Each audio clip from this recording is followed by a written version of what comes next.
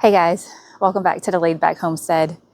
I'm Crystal and today we have some chores to do.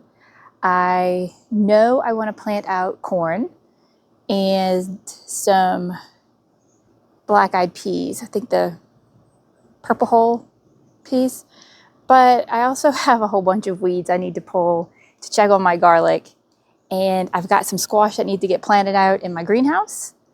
So let's go. You can see this area of my yard is, well, a disaster. This is on the side of my greenhouse. I have some very sad, probably hit by the wilt peppers back there. And then I am just overcome with weeds all in here. And they may have even choked out what little garlic was left. So I'm gonna come pull all of this and see what we can get. Just another day in the life of a gardener. I've got things in here that are just massively overgrown. And I am using gloves because of the wilt situation. I'm not sure what over here has wilt and what doesn't. You can see this pepper is gone. I've had so many peppers stripped of their leaves this year. I am truly at a loss for what is going on. Yeah, this is a peanut. This is garlic.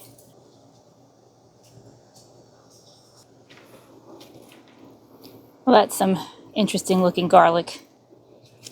Clearly didn't do very well over here. Pro tip, wait until you've had a bad day and you really just need to take out some aggression, and then you can come out here and just yank on everything, not care. Take out all of your anger on all of the weeds and stupid things taking over your hard work. Looks like nothing is safe from the weeds in this yard. These two small potted plants with bulbs have been sitting in the middle of my patio, and yet they are inundated with weeds. Also super dry, need to be watered. Well, chore number one is complete. I de-weeded these 3 beds. I did leave my sad pepper back there. I'm not quite sure what to do with him. And then I did leave my test peanuts in here. Again, testing if that bag had wilt. This bed had the garlic, but was just completely overgrown. And the garlic didn't do anything. Surprise, surprise. So I may come and put a squash in here. I think that's what we'll do. Come put a squash there. Well, nothing's ever perfect here. It looks like my zucchini may have been in this pot a wee bit too long, but we'll just get it in here and see how it does. Be as gentle as I can. Looks like I kept most of the roots. Put it over here where the drip hits it, so I know it gets watered.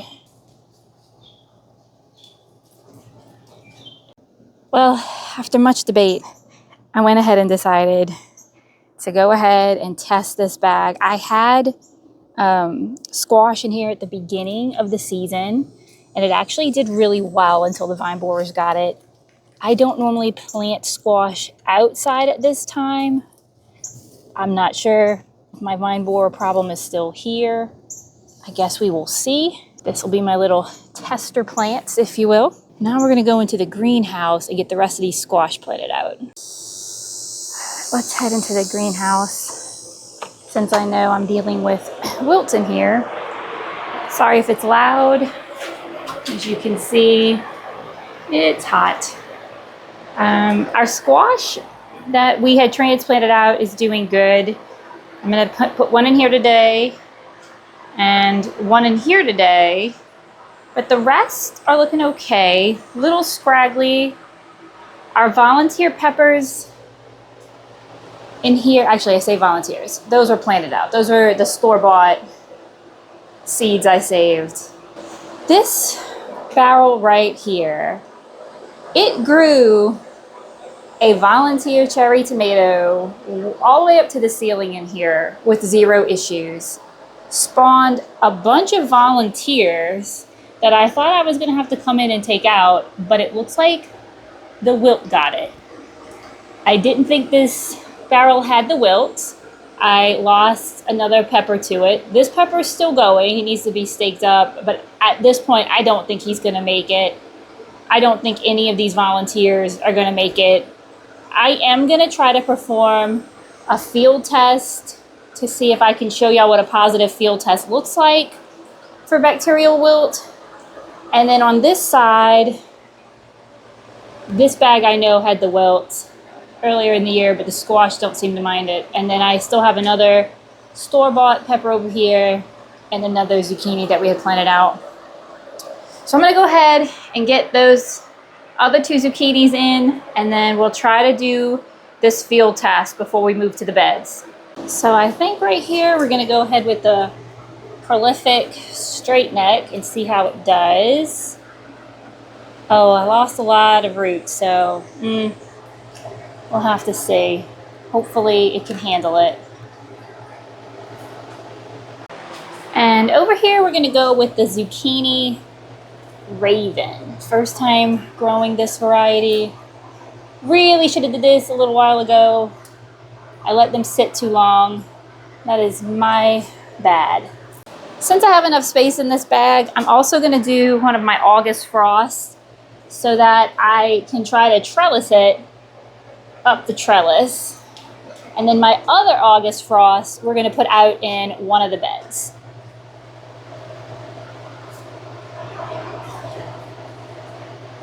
All right, you guys, I went ahead to perform a field test for the bacterial wilt, and I'm hoping y'all can see it. Let's see if I zoom in.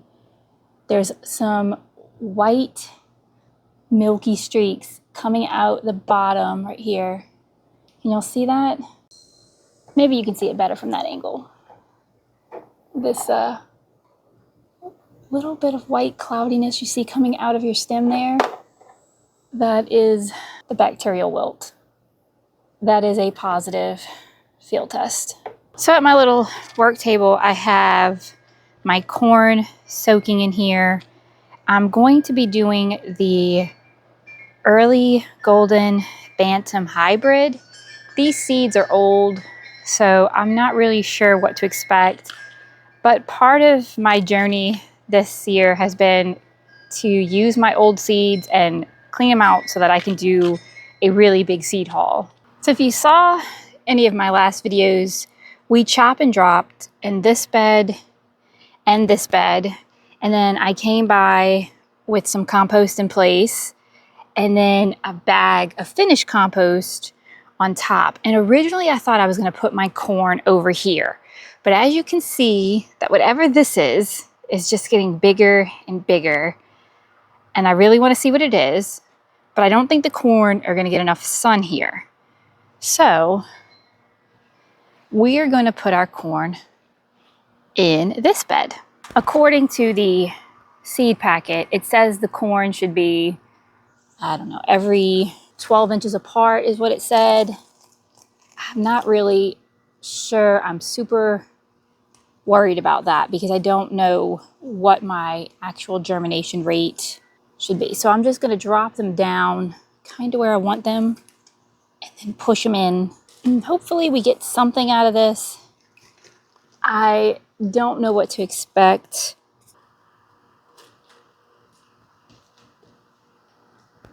Now the other thing I'm going to plant here in this bed is the last of our autumn frost pumpkins, I believe. And I'm going to plant it by this trellis. I believe it's vining. Make sure I can get it. Some good compost around it. And now I need to water this all in. Even though these are self-wicking beds, it is so hot here that any seed you put down, you still have to top water. And it's really good practice to do that, just so that until their roots are deep enough to reach the water reservoir underneath. Because I filled up these beds yesterday. I know they technically are full with their reservoirs, but if I want any chance that the seeds will grow, I need to do it from the top. So we got our corn in, and now I have my cowpeas, the purple hull, soaking in here. These are seeds I saved, and in true chaotic garden fashion, I have what appears to be some other type of seeds in there as well. That's not labeled. So, you know, I'm just going to plant them all out because why not? That's what we're here for, you know. Now I'm going to go in with my cowpeas and my mystery seeds kind of around this trellis. And I did pre-moisten this soil. So try to just get these in there. Again, I don't know how many of these will come up. So I'm kind of going in thick. My mystery seeds, which look like they're probably some form of cucumber if I had to guess. So I'm just pushing them down, kind of working them over different spots. It's not a huge deal. I think hopefully we'll get some. I like to prepare these for New Year's. It's tradition down here. So I grow them every year so that I have a crop to cook for New Year's. And now that that's all in, I'm gonna water this in again. All right, guys, we got our chores done just in the nick of time as I hear it's thundering. Yeah, we got our corn out finally, and our cowpeas out, and all of our squash that we started together. Pretty much, I think next week I have to start fall tomatoes, so that we'll be doing. And we'll need to check on our flowers we just started a bunch of last week. Thanks for sweating it out with me today. If you enjoyed this video, go ahead and give it a like sub. And if you're into, you know, gardening content, homesteading content, I encourage you to subscribe to the channel. And until next time, stay blessed.